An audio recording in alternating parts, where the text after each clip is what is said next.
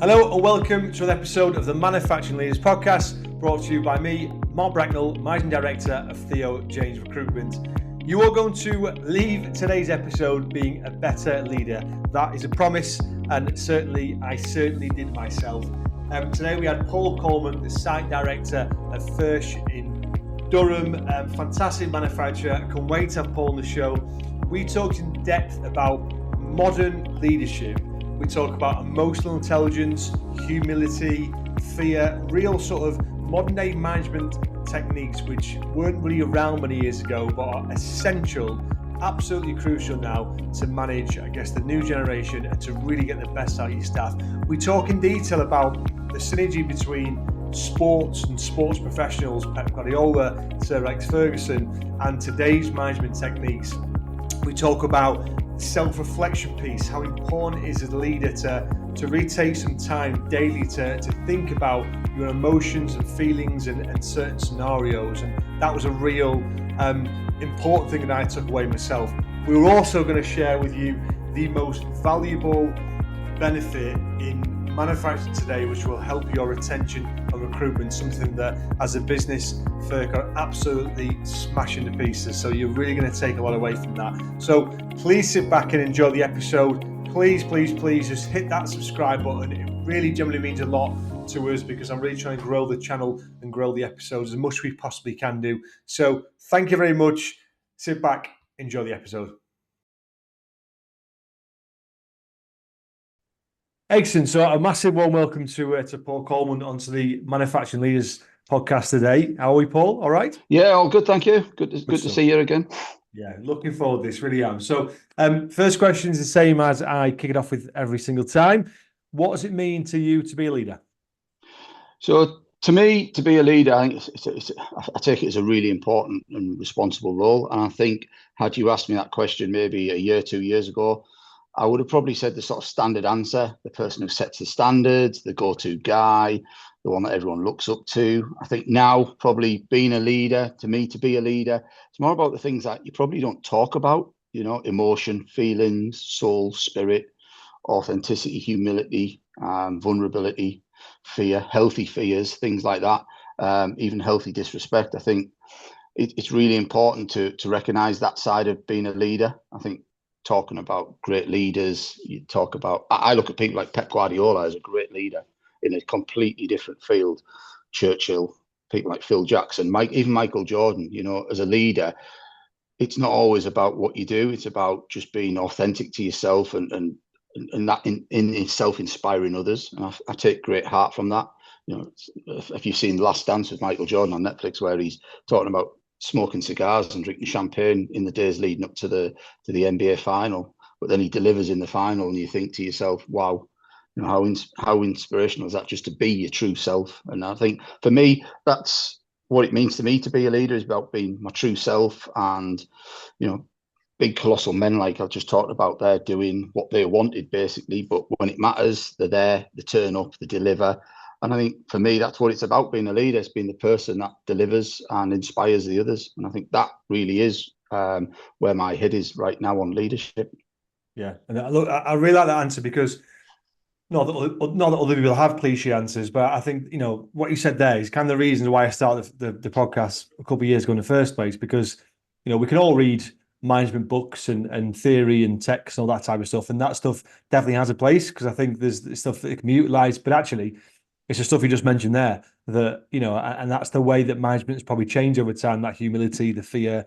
And as people change and as people expect a different style of management and achieve different things with different styles, I think it's important to talk about. So that'll be a teaser for when we speak about it later, because I really want to literally speak about your journey, because I think it'd be nice context for people to understand where you've come from to where you are now.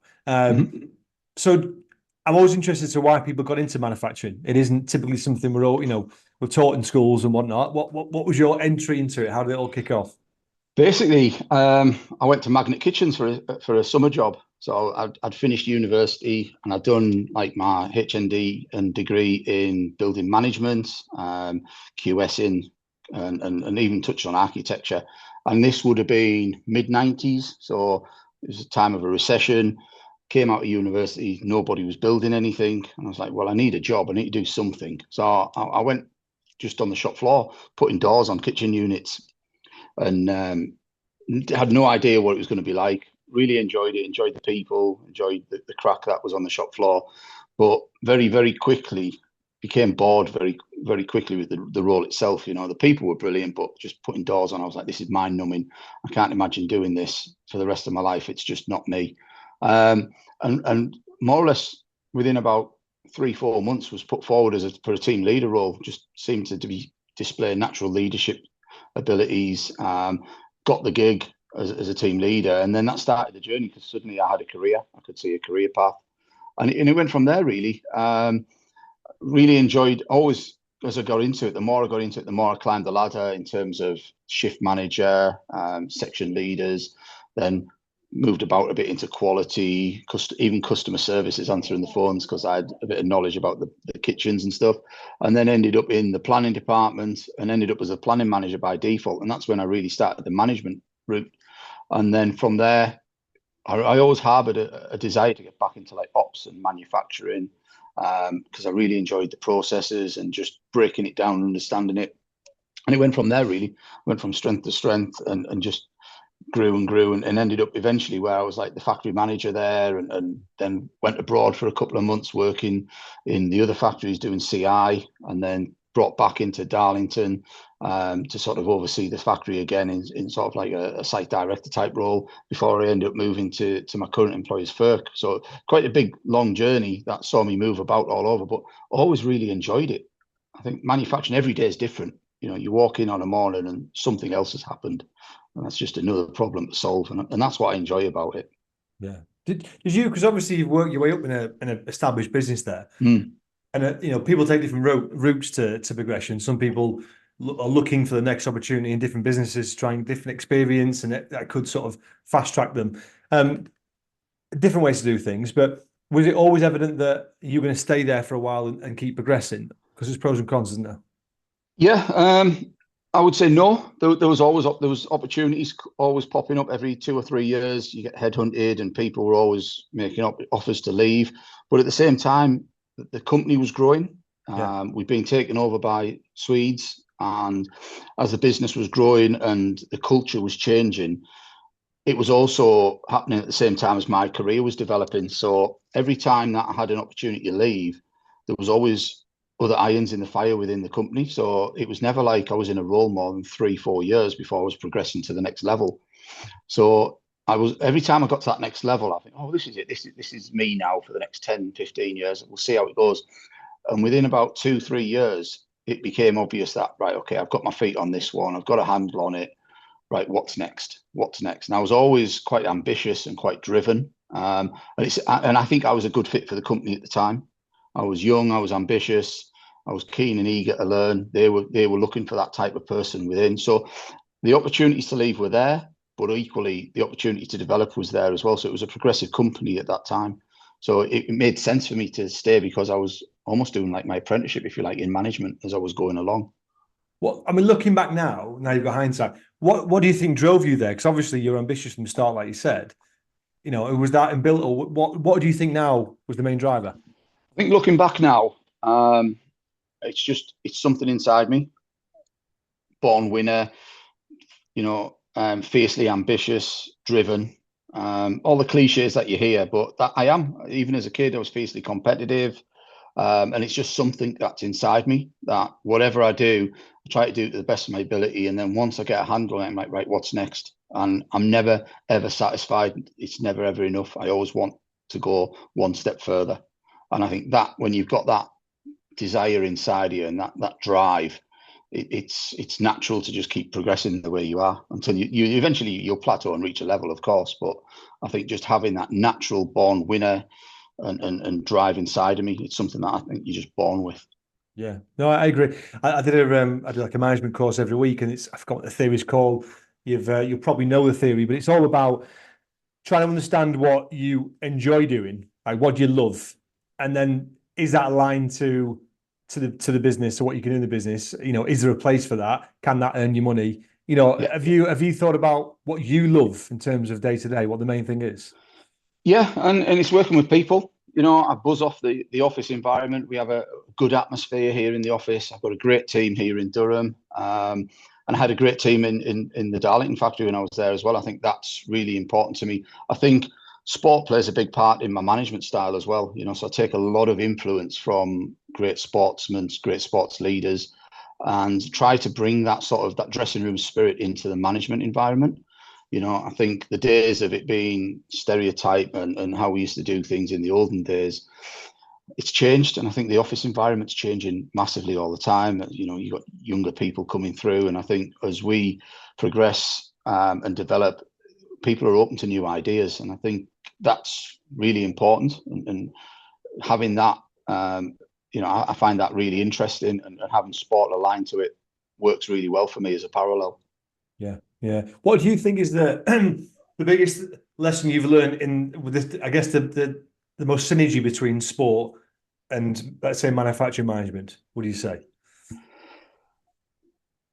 Teamwork. Mm-hmm. Teamwork. I think there's not that. You look at football and the way people are treated as players and things like that, and it's not too different in industry. You get replaced tomorrow. Everybody knows that, and it's no different in football. You centre forward who scores you 20 goals, replaced by someone else the next season, and everyone loves the new guy and forgets about the old guy. So I think there's a lot of synergy, but I think teamwork is the biggest synergy. I think it plays a massive part in overcoming adversity in sport, and I think if you've got a good team spirit and a good team and a good team ethic in the office environment, in the management, then you can overcome almost anything, because everyone's got each other's back, and it makes everybody more productive if you've got a good environment in which people can thrive. Yeah, I've forgotten who the player was in the last dance, the Michael Jordan, but Michael Jordan, yeah, and the other chap that, because obviously you mentioned that exactly that, they let Michael Jordan essentially do what he wanted because he turned up in bucket loads. But there was another player who they let have a wild one in Vegas for days. Funny it was now, just because they knew he needed that, and yeah, he'd be brilliant. But I think that's an amazing revelation, but it's such a challenge for a manager, isn't it? Because you've got standards, haven't you? And you've got, it's yeah, of okay for course. him versus me. Do you find that difficult to almost treat people differently to get the best results? Yeah, I think, and this is part of the journey that I've been going on over the last 6 months, and wrestling a little bit with it, because it's there is that stereotype of how you should manage and what Yeah, you should do, and how you treat people and things like that. And I think styles of management, I think everyone is obviously different. And the way that I always used to be is I would always change my style to suit that person. Mhm. Now I think with my sort of the emotional intelligence journey I've been on, where I sort of understand myself and my true self a little bit more, I look at it and go, if I think about, right, I am, and it's all about authenticity, vulnerability, humility. And then, you look at the self, the one, which is the am, and it's the brain. And it's like, well, that's about the team and here now, feelings and these sort of things. And I think that's what's really interesting, is showing that side to my team now and saying, I know how you feel. I've been there. I've felt that. How do you feel? And suddenly, like, what do you mean? You're talking to me about feelings? And it's difficult. It is difficult. It's really hard from a manager's perspective to actually to have the ability to do that, because it's not natural. We're programmed from being children, especially the background. I grew up tough school, council estate, all that sort of stuff. Grew up with people where you don't display feelings, you don't show that you're hurt or how you're feeling, and that's difficult. To change that mindset of, I'm not going to show you that I'm upset. Well, actually, to sit there with your team and go, well, this is how I'm feeling, or even to turn around and go, I don't know what to do, guys. I don't have an answer here. Mhm. And to display that in front of your team. Years ago, that would have been seen as weakness, to Mhm. say that you don't have the answer. Whereas now it's like, well, actually, together we can solve this. And I think that's where it's evolving and it's changing. And it's about showing that vulnerability side, and humility plays a huge part in it, in understanding people. And I think it's massive. It's massive. It's changed me as a manager as well. That seems to me like that was almost like a eureka moment for you to get that. What was that transition like? So I imagine that wasn't overnight, because like you say, that is difficult. It's very difficult. It is, and it's so easy to drift back. So I think we've all been on training courses where we do the training course, and for the next week or two, you're full of bright ideas, and you Yeah, think, "Oh, this is brilliant," and yeah, then bit by bit, you slip into old habits, and then yeah, you forget about things, and before you know it, you go on another training course, and oh yeah, I did this years ago, yeah, yeah. and I think we're all guilty of that. So to do this, that's probably been the hardest thing, is to stay authentic and to stay in that zone. And there's times where you do drift, and I have to sort of reset myself. And it is about having that little bit of self-reflection. Sometimes on a morning with an ice bath, which is the hardest thing in the world to do. It's horrible. That 5 minutes before you get in is horrible. Yeah. But it's just taking that 3-4 minutes to reflect and go, okay, what's the fear for the day? What's bothering me? How do we solve that? Acceptance of it, and understanding. And that's really, really difficult. It really is. And it's so easy to slip back into the old Paul, if you like, where you go for the line of least resistance, or you just go to default. So yeah, it's difficult. It is difficult, but I think we can all relate to that, in the fact that we've all done training courses where you get a new bright idea and you think this is the next thing since sliced bread, and then you drift away from it. So Yeah. that reset, almost every day reset. Okay, what's today going to be? How am I going to be? So it's hard. You're tired at the end of the day because you're thinking all the time. It sounds to me like you've been on a real journey, and now you've got yourself a process which is obviously helping day to day. What would you say, and this might be even advice to your old self, but if you imagine someone driving into work now or listening to this thinking, I'm not my authentic self, I'm a creation of what the company has asked me to be or who I think I should be when I'm not being true to myself and I don't think I'm getting the best out of my staff. What advice should you do to start that process, I think, to start to reflect a bit more? I think exactly that. Reflect on yourself. Like, who are you? What do you stand for? What's your belief system? What do you stand for deep down? So for me, it was always, I never thought I was a control freak. If you'd asked me, I would never, no, I'm not a control freak. When I talked to my team about them, yeah, you are, like, and I didn't realize it. But then when I sat and reflected on what they'd said, realized that, yeah, I was. And I was actually dragged into the weeds a little bit with them. So by the time I had finished resolving their problems, I didn't have the energy to actually deal with my problems. And I think the biggest thing you can do is just get that feedback from your team, in terms of, so who am I? What if I said to you, what do I believe in? What will you tell me? And then, is that who you believe you are? So who is Paul? Who is me? What is my belief system? What do I believe in? I had big light bulb moments where I massive self-doubts and imposter syndromes and stuff like that when I would change roles. And I thought it was born out of like going right back into childhood. But when we reflected on it, it was like, no, it was just, I was a product of the previous regimes that I'd worked under. Yeah. Some of it was working in bully environments in the early 90s. And then others was, you can't fail, and you can't show emotion. So it was like, that's how I was. But that's not true me. It's not who I wanted to be either. So I think the reflection bit is massive. Like, who do you want to be? Who is it you really, really admire, that are inspirational to you, not who the books tell you Yeah. should be inspired by.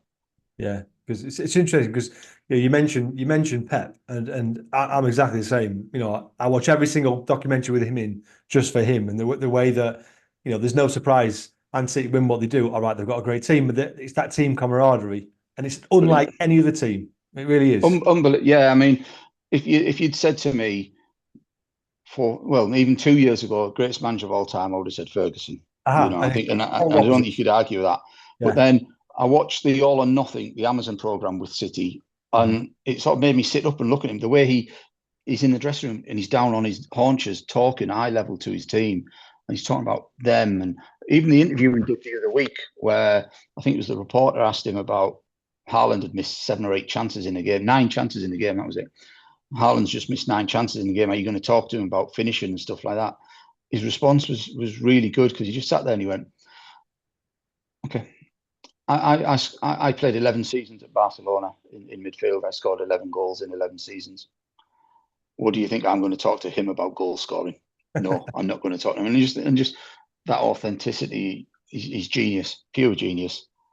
Yeah, and that protection, Mm-hmm. the way he protects his team, and I think he gets that loyalty back. They'll down that pitch for him. But it's interesting, isn't it? Because I would have said the exact same thing years ago, and I said Ferguson. I've read his Yeah, books, the culture, and look, don't be wrong. There's just loads of stuff there which still I think can work today in terms of standards which your team can set, and the way he didn't have to walk in a dressing room; it was set. And I think that is Pep will still use a lot of that. Do you know what I mean? Like he'll yes, of course. still have Yeah, his soldiers, if you like, who. But I think for me, it probably highlights how different people need to be managed now versus I think now someone like a Ferguson, the way that dictatorship management would probably not get the same results now as he did then. And I think that's probably, 100%. Yeah, I think that's 100%. what happens now. And Yeah. I think he was a genius who every couple of years rebuilt his team and stuff like that, and was an innovator at the time. But I think I totally agree. I think society's changed. You can't sort of rule that. He'd be classed as a bully in that now, and he'd really struggle. I do think he'd struggle with the modern day footballer, or even in management. If you work that way, where you work with fear and things like that, it creates a toxic environment. And it's no surprise that there are many footballers who don't have a good word to say for him. Keane, Lee Sharp, people like that who, even Jaap Stam and to a certain extent Schmeichel, who was one of his biggest admirers, still critical of him. I think I just watched the treble one the other week, and Andy Cole, he forced him to miss the birth of his baby, his first child, because he needed him to play that night. And you're like, wow. Uh-huh. And you just can't. And I think probably even more so, we talk about work environment now, probably more so post-COVID. I've seen a real shift in terms of the way people go, you know what, I really want to enjoy what I do now, and I'm not standing for it. I'm not standing for it. Do you know what I mean? I want to have 100%. a good manager. I think COVID was a massive game changer, especially in the work environment, because all of a sudden you had people who'd been maybe 15, 20 years in a company deciding to move Yeah. for that very reason. It's like, well, I don't like it. I want to go somewhere else, and I'm going to do it. Maybe, I don't know, they had a bit of money behind them because they hadn't been out spending, and suddenly they had the financial backing to go, well, I can make this move. And I think there was a massive culture change after COVID. Yeah. 100% agree with you that people just want to be happy in the workplace now. Yeah, I think people assess their priorities, and I put myself in that box. I'm a business owner and working long hours, but that period of COVID where life was after a period of initial stress was then very very relaxing, in all honesty, because there was very little in life to do. But actually, it made you reassess. But actually, what's important? Yes, work's important. I want to enjoy it, but I want to make sure that I've got the balance and I see the family. And I think a lot of people just won't take the same sort of shite, really, that they used to take. No, I agree. I think, like you say, I think people's attitudes has massively changed, and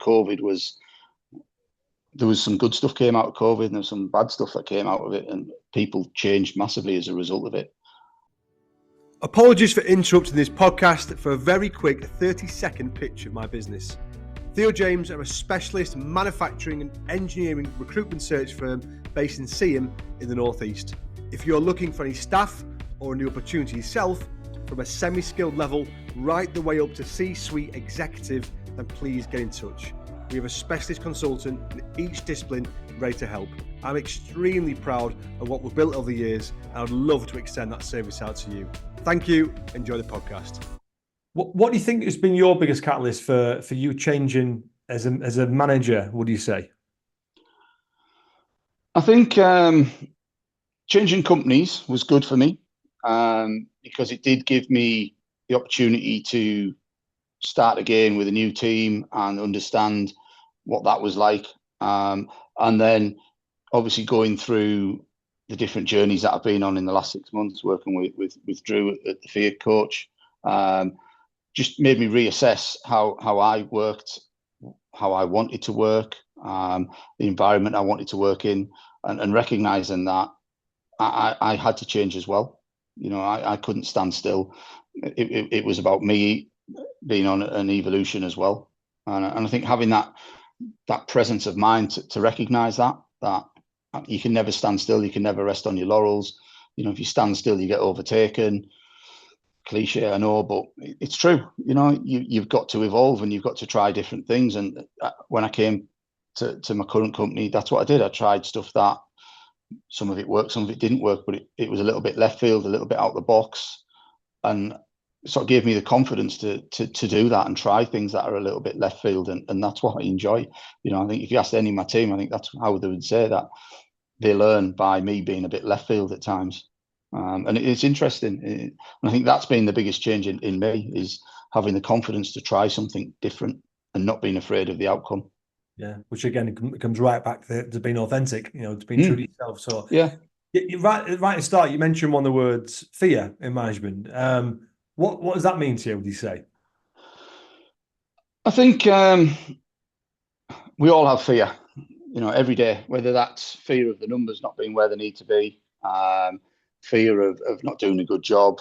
And it can suffocate us if we're not careful, and it can lead to overthinking and control. And out of that comes a massive ego spring. So I had massive fears of not getting the numbers, not getting the output, which then led to me controlling things because of the fear, which then led to me, the ego being that defense mechanism that we will get this right. And instead of, admitting that, okay, the numbers aren't important, what's important is that we do the process and we get it right.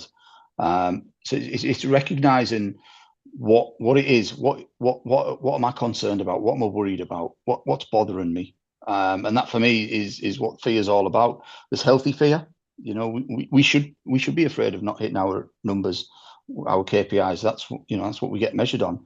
But we shouldn't be fearful of the fact that what's the outcome if I don't hit that? Yeah. We should just accept it. Once you accept it, then through hard work and through courage, vulnerability, authenticity, humility, all that, then you can move forward. I think you can get bogged down with fear, and I think you just got to understand, okay, what is the fear, examine it, accept it, and then you can move forward with it. Yeah, no, 100%. I think it's funny. I had a meeting yesterday with a business owner of a manufacturing company. He was talking to me about when the business went for a bit of a tricky period, and he had some real severe fear about losing the business. And he worked with a coach, and he just went on sort of doomsday planning in terms of worst case scenario. And he went back to, if I lost the business, what would happen? Right, okay, well, I've got a fair size house. I'll sell the house. I've got equity in the house. I would still have a house. I'd still have my contacts. I still have my knowledge. And the end result wasn't that bad. The end result was actually I can deal with all that. But Yeah. it is that fear. If fear of failure is the thing, but I think if you're just purely driven by that fear, that can lead to making decisions which aren't the right path. No, you're right. You're absolutely right. And I mean, once you get to the point of acceptance, you go, right, okay, I accept the worst outcome is, in that case, you lose your house, you downsize, you've still got your family, you've still got your health. Yeah. Okay, there's an acceptance there. And once you've got acceptance, then that weight of the world is off your shoulders, and you can then move forward freely with freedom. And this is where sport and management, combine again. You look at footballers, and from the age of 6 to 14, it's just natural. It's all feeling. They don't think about it. It just comes natural to them. Then they go into the academy setups, and they get taught that all of a sudden you're not eating right, you're not training hard enough, you're not thinking about your position, you're not doing this, you're not doing that. Suddenly, then they're overcome with fear that if I'm not doing this, I'm not doing that, I'm not going to do this, I'm not going to do that, I won't make it, and it consumes them. And you just see them weighed down. All of a sudden, the things that came naturally to them, they're thinking about it, and they can't do it. Rory McIlroy, when he first burst on the scene, he was like a breath of fresh air because he just went out and hit a ball. Now he's analysing everything to the nth degree, and he's not half the player he was 10 years ago when he played with freedom, because he's consumed with all that fear of, well, what if I don't do this? What if I don't do that? And it's exactly the same in management. You overthink it, you start succumbing to the pressures of that fear brings on you, and then you're not performing to the best of your ability. Yeah, 100%. And I think You've obviously, like we said before, you've obviously been on a journey now, and you're in a place where, and I think stuff you said there about that self-reflection piece, and I'm also a fan of the cold water therapy. A lot of Yeah, people might turn off at this point, but for me, it's been a game changer for 3 years, just to reset and do something I don't want to do every single day, and start the day off a big fan of it. The It can link in sometimes with, typically, people like you now might do this because we've been in a place of maybe burnout before, and it's often people don't do it because they want to prevent it. They've normally had a scenario where they're being difficult. I know you had your own business for a space of time, obviously, Mhm. which was, I imagine, fantastic in the sense that you learned so much, but I imagine trying to juggle those two was also very challenging as well. Very challenging. Yeah. I look back now and I think 80, 90-hour weeks. How did I do it? And when I talk to my team here, they go, we looked at you coming in on a Monday morning and you looked shattered. And it was like, wow, how are you even functioning? And I look back at my performance now as a manager, and I probably wasn't giving them the best version of myself. I think it was very, very difficult. The business was, we went from so the gin distillery, multi-award-winning gin business, and from knowing nothing about distilling except watching an episode of Moonshiners on the Discovery Channel and seeing the guys in Appalachia in the woods. 5 years later, to have this six-figure turnover business that was thriving was unbelievable. But it literally burnt me out doing it because it was so intense.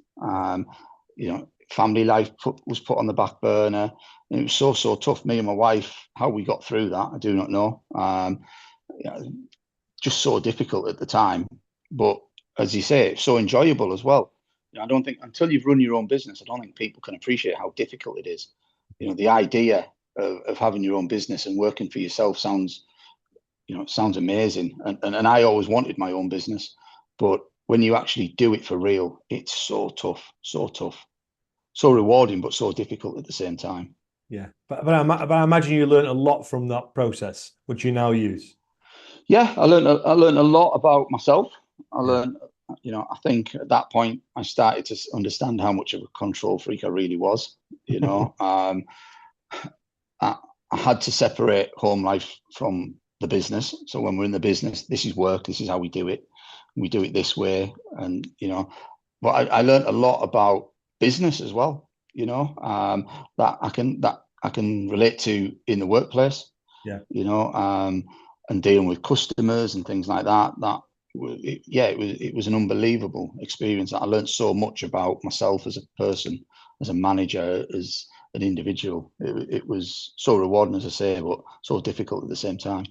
Yeah, 100%. Now, this is a leadership podcast, so we know we talk about management. We can talk what the hell we want, which is why I love it.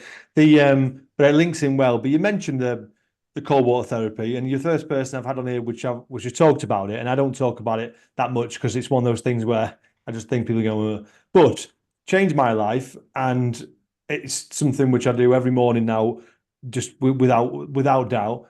Is that something that you've done for a while? Since winter, so yeah, so November, December, sort of time. And you're right. I think the hardest thing about it is the 5 minutes prior to getting in.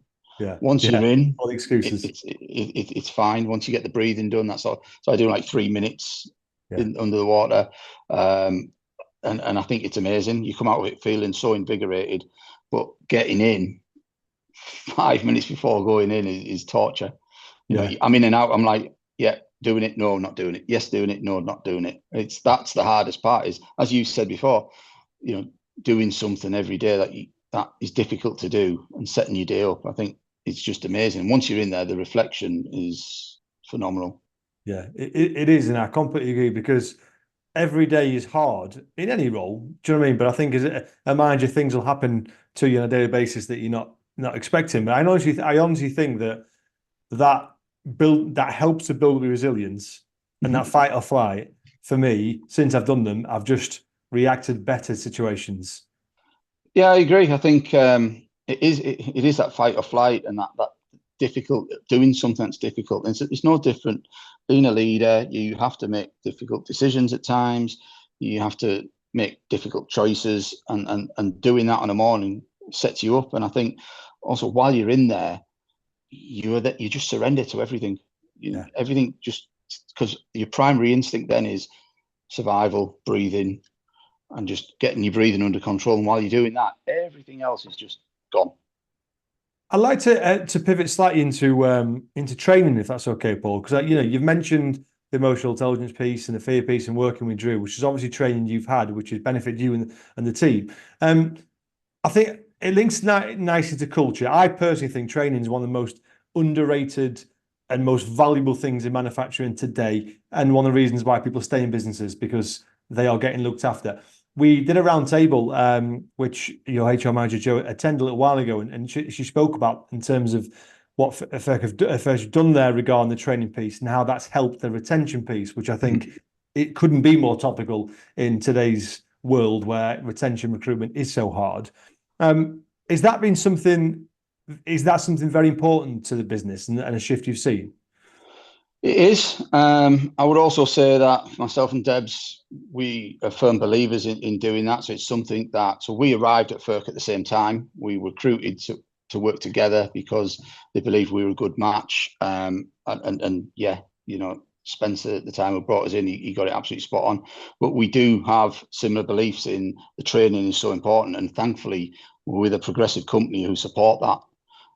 I agree. I think it's so important. To me, it's like having a youth system in a football club is how I view it. You've got to put the work in. So I think we've got something like 6 apprentices in here now. We've got overage apprentices, so guys who are retraining, who are over 30, who's gone back to college, and we've supported that, which I think is amazing. And I think it's really, really important. I think people don't put enough emphasis on training. I think I was lucky at Nobia at the time that I spent there, that it was similar in that it was progressive at the time, and they did a lot of training, and I benefited from that. And that's probably why I value it so much. But I do believe that the best thing you can do is develop your people. And it's no coincidence that as we've started to do that, the retention has massively improved, because people can see, yes, salary is one thing. People always, you're always going to be up against salary. But I think if you can make your working conditions good and you can show people that there's progression and development there for them, then there's every chance they'll stay. And as they start to get that development and their eyes and the floodlights come on, then they develop more and more, and they're more inclined to stay with you because they can see what's going to happen. And I can't put enough emphasis on it. I think it's so important to get people ready in terms of succession planning, to get them developed, trained. So we've got 6 people on level 3 leadership training at the moment, who are potentially our next shift managers. And we're getting them ready for 2 reasons. One, so that they can make the next step up. But secondly, they've got the tools in the locker that when they do step up, they've already done the training. They're then not having to swim to the surface. They've already done that training. And I think that's so important and so underestimated in so many areas. Yeah. And you're using a levy for that, aren't you? So I imagine it's effective. Yeah, really is. Yeah. Debs is all over that one. And she's got a real handle on it. And it's really, I think it's a really useful tool that, again, people don't tap into enough.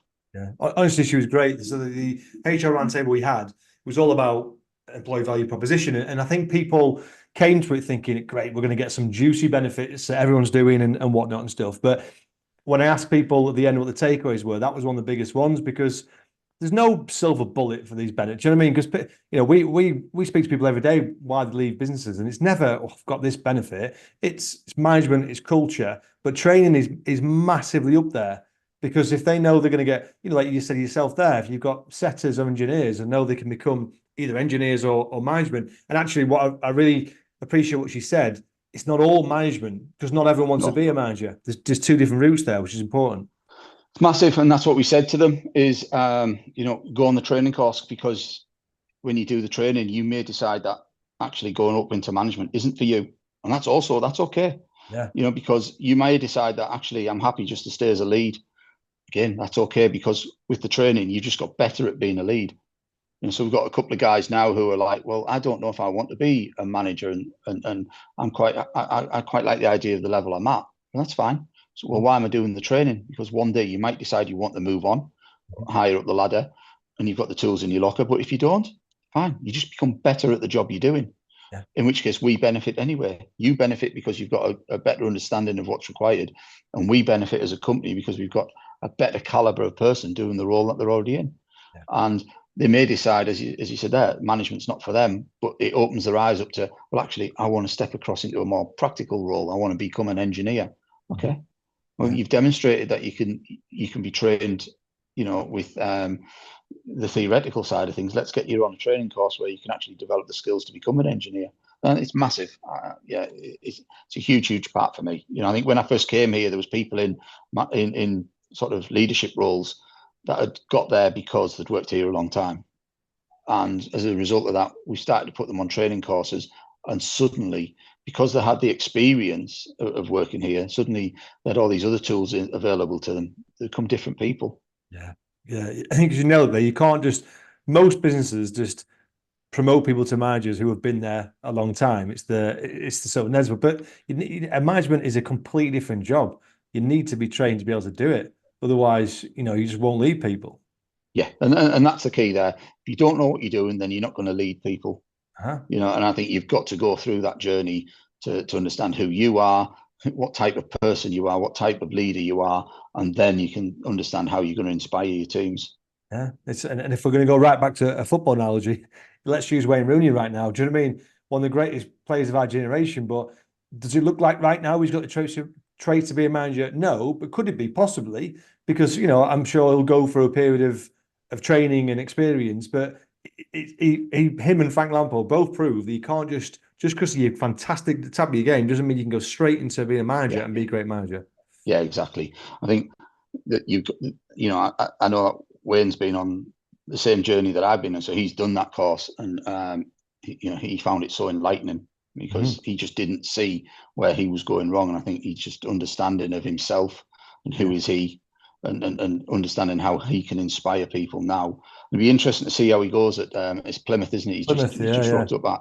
It'll be interesting to see how he goes there because he's obviously done the training after the Birmingham debacle, so it'll be interesting to see how he puts that into practice.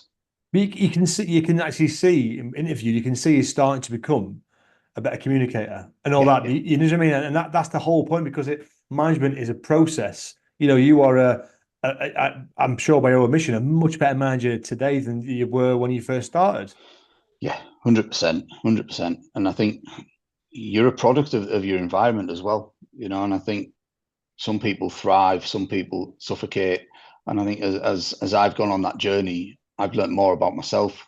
And as I've got older as well, learned more about, and if I reflect on the sort of manager leader I was 10 years ago, even, I'm like, wow, did I really do that? It's crazy. So it's mental. And you keep on that journey as well. You just know it's an ongoing progression as things change. So no, fantastic stuff. I want to end it by asking, if you don't mind, your thoughts on manufacturing right now in terms of the UK, because I think it's in an interesting position right now, and things might change in July with what could change. What do you think are the biggest issues in UK manufacturing, and it could even be regional manufacturing, and how do you think we could start to tackle them? I think biggest challenge we face right now is skills, and as things are changing, it's making it more difficult for the incentive to develop them skills. So as rightly so, the minimum wage isn't been increasing. It's made it more and more difficult to increase the wage for the skilled worker. So if I think about getting hold of engineers at the moment, they're like gold dust. I think everyone I speak to in manufacturing is saying the same thing, that they can't get an engineer for love nor money. And the engineers, it's a lovely environment to be if you're an engineer right now, because you can virtually charge what you want to go and work somewhere. And I think that is the biggest challenge we face right now. I think as that minimum wage continues to rise and rise and rise, it's the gap between that and the skilled workers getting less and less and less, to the point where people are going, why do I want to go to college for 4 years, then on to university to learn a trade when I can get 50 pence an hour more, leaving my brain at the clock machine and just putting something in a box? So the incentive to be skilled worker as well is also not there. And when you've got a skills gap already, that's going to make it even more difficult. And I think that's probably one of the biggest challenges we face right now, especially with the new generation coming through, because everybody wants to be an influencer. Yeah. Yeah. So I think that work ethic that we all grew up with, that our grandparents taught us as a kid, so that you get up, you go to work every day. People don't have that in this day and age. It's a different environment. Yeah. Yeah. We talk about snowflake generation and all that, but people genuinely don't have that work ethic that you and me and everyone else is. I think we're the last generation to come from that old school mentality of you get up every day, you go and do your job. And that coupled with the skills gaps that we face in the UK is actually quite scary. I think it's quite scary. Yeah, it is. And I think, it comes from parenting, from teaching, from everything. I mean, if I look back, my dad stopped me pocket, my classic Yorkshireman, stopped me pocket money at 12 years old. And I couldn't believe it, but I was washing pots at 12, 13. And I honestly, working in hospitality 3, 4 nights a week as a 13-year-old kid, and probably having more disposable income that time, buying football stickers, taught me so many lessons of just hard work and graft. And but it is difficult because then, my eldest is 8 now. I'm thinking, God, in 4 years, can I send her out? Can I say you got to work? Possibly not, because are we getting weaker parents? It's a real difficult balance, isn't it? It is. But I agree. I think it does come back to your parenting. It's something. Work ethic is something that I've always instilled in my kids. So my youngest left school last year, so she's just coming up 17, and I'm really proud of her work ethic. And my other children have all got the same work ethic. None of them. I look at them now; they're all hardworking. They've all done really well for themselves in their own chosen careers, and it's all been achieved through hard work. And that's something that I instilled into them as a parent because it was instilled into me. The easy option is just to not do that and not be hard with your kids and just go for the easy option and have the easy life. But in doing that, we're creating little monsters who don't want to work, little divas who can't be bothered today. Yeah. And it's a dangerous place. And I think the world is changing so much. And I think, it's going to be interesting to see how that develops over the next few years.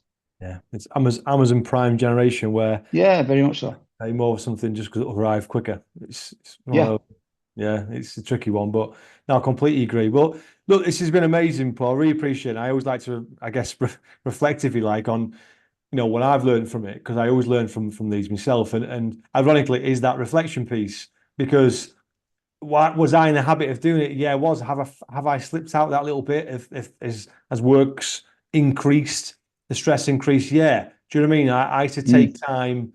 I used to take time actually driving in my car on a night time, just without any music on, just thinking about the day and things I could have done better and differently. But I think I'm going to take that one step further now and just feel the emotions a little bit more, because I think sometimes you suppress those, don't you? And I think you're right. I think for me, definitely opening up my feelings, showing vulnerability, is something I'd never done before. I never discussed how I was feeling or anything like that. And I think opening up that side of you is massive, and that reflection and everything else that goes with it is huge. Yeah, 100%. And I think that with loads of people, in particular, maybe newer managers looking up to you here and going, right, look where he's got in his career, and now he's shown that humility and that motion side. That's what I can do early doors, and that's why I really, appreciate people like you coming on and showing people that that's okay and that works, it's effective, and ultimately, the team, I'm sure, are much more open to work as hard as they possibly can for you. Very much so. I think when you sit down and have a one-to-one with an employee and you ask them how they're feeling, the default answer is, "Yeah, I'm okay." Yeah. When you turn around and go, "Really?" And they go, "Yeah, why should I not be?" And you go, "Well, if I was you, and if I'm in that situation, this is how I'd be feeling." And they sit there and go, "Yeah, I am feeling like that." And you go, "Right, okay, so how do we deal with that? What can we do about that?" Suddenly it's a different conversation completely. And as a manager, you get a lot out of it, but as an employee, they get a lot out of it, and they feel inspired to go and be a better version of themselves. Yeah, 100%. I think that one of the biggest compliments that one of your staff can never give you after a conversation was, "I feel a bit lighter after that." Do you know what I mean? I feel a bit lighter, and I feel a bit more focused, because I ultimately, that is our job as managers, I think. Yeah, exactly. You get it where they turn around and go, "I enjoyed that." And I was like, Yeah. good. Yeah. Yeah. You know you've done your job then. Yeah, 100%. Well, look, thank you so much, Paul. I really appreciate that. And, I'm sure you'll get some connections from LinkedIn and whatnot and stuff. It's obviously I'll tag you on there. People are all right to add you on there as well. Yeah, absolutely. Yeah, feel free. Yeah, it's always good to open up new avenues and what have you. So yeah, it'd be And just really good. I finally, enjoyed it. just on the business side, what's the next sort of 12 months looking like? Some exciting plans? Yeah, we're really busy. So, we're developing the journey here in Durham. CI is playing a big part of things at the moment. So we've been on a big CI journey over the last 12 months in one area of the factory. Now we're rolling it out in the second part, and the training and the apprentices coming through. So it's an exciting time for us here in Durham. Yeah. And with all the recycling that's going on at the moment, we're leading the world in that at the moment. So it's a really exciting time. Really exciting. Amazing. Thank you so much, Paul. It's been great. Cheers, Mark. Catch you later. Thank you so much for listening to this episode of the Manufacturing Leaders podcast. It absolutely means the world to me. Please let me know if you need any assistance. As a business, we look at providing partnerships with manufacturing and engineering companies to really help their recruitment and retention. On the recruitment piece, anywhere from blue collar, semi-skilled staff, right the way up to C-suite level executive appointments, but also much more than that. We run events, so please let me know if you're interested in any of those. If you are interested indeed becoming a podcast guest, I'd be very, very keen to speak to you as well. More than happy to do so. But as a business, as I say, we look at key partnerships that really help your recruitment, your retention, your marketing, your training. We really believe in the partnership piece and being an extension of your business. So we're very proud to work in this sector. I love manufacturing engineering, and my staff are just as passionate about it as I am. So thank you once again for listening. Please get in touch to talk about anything we can do to help. Look forward to speaking to you very soon. Thank you.